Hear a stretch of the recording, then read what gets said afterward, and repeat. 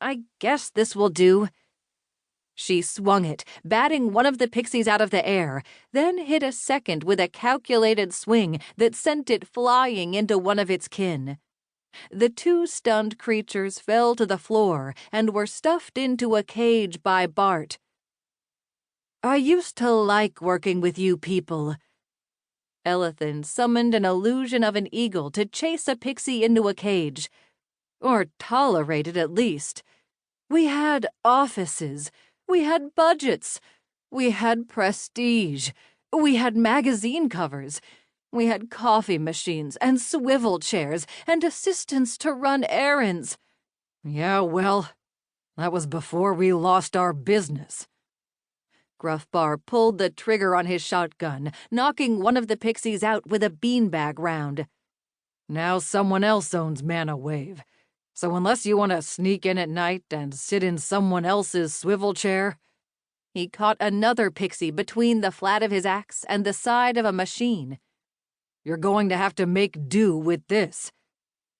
But pest control? Elithan pulled a disgusted face. Was this really the best we could do? We've got experience, Bart pointed out. He stacked one cage on top of another, then ducked as a pixie buzzed at him, stinging hands extended. All those times we cleared out mutant rats or magical constructs from our warehouses and factories, it's coming in useful now. Aren't you glad we did that work for ourselves? Not even slightly. Elithan waved, and a sheet of fake fur flew off a roll. It enveloped half a dozen of the pixies and brought them down in a tangled lump, like some sort of kicking, squirming, mutant soft toy. One of the pixies had gotten onto Smokey's back and was riding the indignant cat shifter, clinging to clumps of fur with tiny hands. Smokey bucked and shook, but the pixie clung on like a rodeo rider. Fran pointed at it and launched a concentrated beam of sound. The pixie groaned, its eyes rolled back in its head, and it fell to the floor.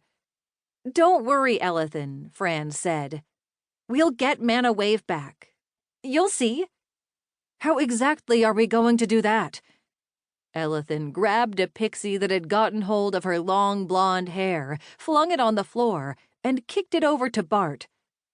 We've got no money, no legal leverage, and no reputation to speak of, despite all the hours I spent carefully crafting our public image. It's been a month, and for all your optimism, we're no closer to having a plan. That's why the optimism's so important, Fran said. How else are we going to keep our spirits up?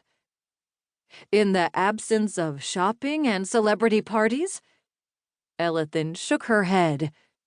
I have no idea. The pixies were starting to back off now. Moving like a swarm of oversized, two-legged bees, they pulled back down the factory toward one of the cutting machines.